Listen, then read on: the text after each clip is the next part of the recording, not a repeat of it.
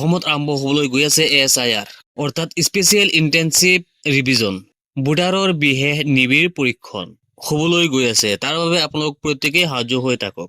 হয়, আপোনালোকে ঠিকেই শুনা পাইছে। চলিত মাহত অৰ্থাৎ এই আগষ্ট মাহতেই আৰম্ভ হ'বলৈ গৈ আছে ভোটাৰ লিষ্ট ভেৰিফিকেশ্যন।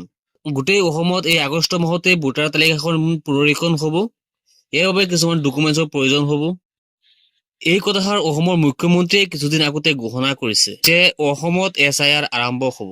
যেতিয়া ASIR স্পেচিয়েল ইন্টেনসিভ ৰিভিজন কৰিব তেতিয়া কি ডকুমেণ্টছৰ প্ৰয়োজন হ'ব, কি ডকুমেণ্টছ লাগিব, আপোনালোকে কেনেকৈ কৰিব, গোটেইখিনি আমি আলোচনা কৰিম এইটো ভিডিঅ'ত। গতিকে আপোনালোকে ভিডিঅ'টো অলপো স্কিপ নকৰিব। আৰু যদি এতিয়ালৈকে আমাৰ এই চেনেলটো ছাবস্ক্ৰাইব কৰা নাই, ছাবস্ক্ৰাইব কৰি ৰাখিব। আৰু যদি ফেচবুকত চাই আছে তেনেহ'লে ফ'ল' কৰি ৰাখিব।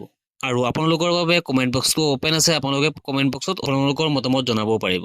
আহক আমি এতিয়া আলোচনা কৰোঁ ASIR মানে কি। ASIR মানে হৈছে স্পেচিয়েল ইনচেন্টিভ ৰিভিজন অৰ্থাৎ ভোটাৰৰ বিশেষ নিবিড় পৰীক্ষণ।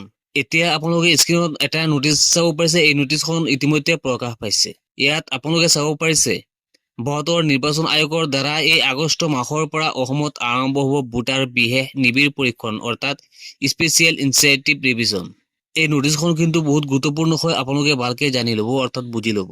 এই প্ৰক্ৰিয়াত নিৰ্বাচন আয়োগৰ দ্বাৰা নিয়োজিত বিষয়া ঘৰে ঘৰে প্ৰতিজন ভোটাৰক একোখনকৈ ফৰ্ম ফিল আপ কৰাব আৰু নিম্নলিখিত নথিপত্ৰসমূহ জমা ল'ব। ইয়াত কোৱা হৈছে নিৰ্বাচন আয়োগৰ দ্বাৰা কোনো এজন বিষয়াই প্ৰতিজন ভোটাৰৰ ঘৰত গৈ এখন ফৰ্ম দিব আৰু এই ফৰ্মখন ফিল আপ কৰিব লাগিব আৰু কিছুমান নথি জমা ল'ব। নথিসমূহ তলত কি উল্লেখ কৰিছে। পুনৰীক্ষণত জমা দিয়া ফৰ্মখন একপি আপোনাৰ হাতত ৰাখিব। অৰ্থাৎ নিৰ্বাচন আয়োগৰ নিয়োজিত এজন বিষয়া আপোনাৰ ঘৰত গৈ আপোনাক এখন ফৰ্ম দিব। সেই ফৰ্মখন আপোনালোকে জেৰক্স কৰি এটা ফৰ্ম আপোনাৰ হাতত ৰাখিব আৰু এটা ফৰ্ম ফিল আপ কৰি আপুনি জমা দিব লাগিব। পুনৰীক্ষণত ফিল আপ কৰা ফৰ্মখন জমা দিবলৈ নাপাহৰিব। জমা নিদিলে ভোটাৰ তালিকাৰ পৰা আপোনাৰ নামটো কৰ্তন হ'ব। এই প্ৰক্ৰিয়াটো 3টা স্তৰত হ'ব। 1 নম্বৰত উল্লেখ কৰিছে 1987 চনৰ জুলাই মাহৰ আগত জন্ম হোৱা ভোটাৰ। যিসকল ভোটাৰ 1927 চনৰ আগত জন্ম হৈছে সেইসকলৰ বাবে নিজৰ যিকোনো এখন পৰিচয় পত্ৰ হ'লেই হ'ব। লগতে নিজৰ নামত থকা 2005 চনৰ ভোটাৰ তালিকা প্ৰয়োজন হ'ব। এতিয়া কথাটো হ'ল 2005 চনৰ ভোটাৰ তালিকাখন আপোনালোকে ক'ত পাব, কেনেকৈ পাব। আপোনালোকে ভিডিঅ'টো কিন্তু অলপো স্কিপ নকৰিব। ভিডিঅ'ৰ শেষত আমি দেখুৱাই দিম আপোনালোকে এই 2005 চনৰ ভোটাৰ তালিকাখন আপুনি কেনেকৈ ক'ৰ পৰা ডাউনলোড কৰিব, সম্পূৰ্ণ আমি দেখুৱাই দিম। আপোনালোকে স্কিপ নকৰিব। যদি স্কিপ কৰে আপোনালোকে কিন্তু মিছ কৰি দিব। 2 নম্বৰত দিছে 1927 চনৰ জুলাই মাহৰ পৰা 2002 চনৰ ডিচেম্বৰ মাহৰ ভিতৰত জন্মগ্ৰহণ কৰা ভোটাৰ। ভালকৈ আপোনালোকে বুজি ল'ব। 1927 চনৰ জুলাই মাহৰ পৰা 2002 চনৰ ডিচেম্বৰ মাহত জন্মগ্ৰহণ কৰিছে। তেওঁলোকৰ কি ডকুমেণ্টছ লাগিব। তেওঁলোকৰ নিজৰ যিকোনো এখন পৰিচয় পত্ৰ লাগিব, জন্মৰ প্ৰপত্ৰ লাগিব। যিসকল ভোটাৰ 1927 চনৰ পিছত জন্ম হৈছে সেইসকলে অতি সোনকালে জন্মৰ প্ৰপত্ৰখন বনাই লওক। জন্মৰ প্ৰপত্ৰ অৰ্থাৎ জন্ম চাৰ্টিফিকেটটো আপোনালোকে সোনকালে বনাই লওক।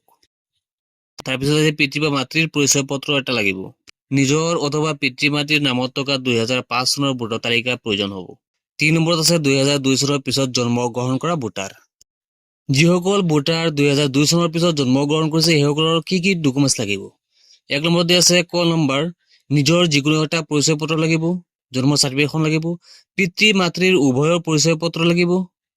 পিতৃ মাতৃৰ নাম থকা 2005 চনৰ ভোটাৰ তালিকাখন লাগিব। এতিয়া কথাটো হ'ল 2005 চনৰ ভোটাৰ তালিকাখন আপোনালোকে ক'ৰ পৰা কেনেকৈ ডাউনলোড কৰিব। যদি আপুনি এতিয়ালৈকে আমাৰ ভিডিঅ'টো চাই আছে তেনেহ'লে আপুনি নিজে ডাউনলোড কৰিব পাৰিব আপোনাৰ হাতত থকা মোবাইলটোৰ জৰিয়তে। এতিয়া আপুনি গুগলত চাৰ্চ কৰিব CEO আছাম লিখি আপোনালোকে চাৰ্চ কৰি দিব। ইয়াত আহিব চিফ ইলেক্টৰেল অফিচাৰ আছাম। এই অপশ্যনটোত আপোনালোকে ক্লিক কৰি দিব। এতিয়া আপোনালোকে চাব পাৰিছে ইলেকশ্যন কমিশ্যনৰ যিটো অফিচিয়েল পেজ সেই পেজটো হোম পেজটো অপেন হৈ গৈছে। এতিয়া আপোনালোকে ডাউন কৰি তললৈ আহিব। ইয়াত কেইটামান অপশ্যন পাব আপোনালোকে। Online voter registration, search, electoral roll আৰু মাজত হ'ব PDF ইলেক্টৰেল ৰুলছ। আপোনালোকে কি কৰিব, এই PDF ইলেক্টৰেল ৰুলছত আপোনালোকে ক্লিক কৰি দিব। এতিয়া ইয়াত আপোনালোকে দুটা অপশ্যন পাব। এটা পাব PDF ইলেক্টৰেল ৰুলছ ফৰ ইয়াৰ 2024-25। ইয়াত যদি আপোনালোকে অ'কে কৰে তেনেহ'লে আপোনালোকে 2024-25 যিটো ভোটাৰ তালিকা এইটো আপোনালোকে ডাউনলোড কৰিব পাৰিব। PDF electoral rolls for the year 2005 এই অপশ্যনটোত আপোনালোকে ক্লিক কৰি দিব। তলত আপোনালোকে পাব চিলেক্ট ডিষ্ট্ৰিক্ট এজ অন 2005। ইয়াত আপোনালোকে ক্লিক কৰি দিব। ইয়াত ক্লিক কৰাৰ লগে আপোনাৰ 2005 চনত আপুনি কোনটো ডিষ্ট্ৰিক্ট আছিলে সেই ডিষ্ট্ৰিক্টৰ লিষ্টটো ওলাই আহিব।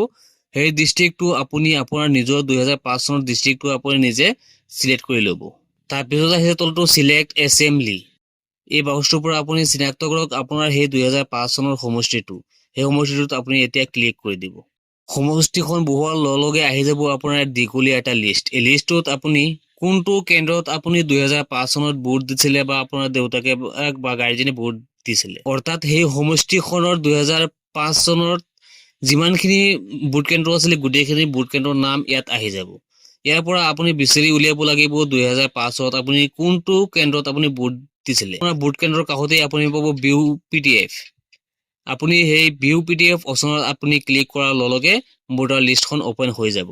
এতিয়া আপুনি চেক কৰিব পাৰিব আপোনাৰ এই লিষ্টত আপোনাৰ বা আপোনাৰ গাৰ্জেনৰ কিবা নাম আছে নে নাই। যদি আছে তেনেহ'লে আপুনি এইটো ডাউনলোড কৰি ল'ব। ডাউনলোড কৰি আপুনি জেৰক্স কৰি ঘৰত আনি থৈ দিব।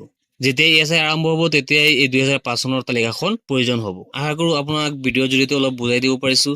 যদি এই ভিডিঅ'ৰ সহায়ত আপুনি কিবা উপকৃত হৈছে তেনেহ'লে ভিডিঅ'টো মাত্ৰ এটা শ্বেয়াৰ কৰি দিব, যাতে এই ভিডিঅ'টো চাই আৰু এজনে জানিব পাৰে ইয়াৰ বিষয়ে।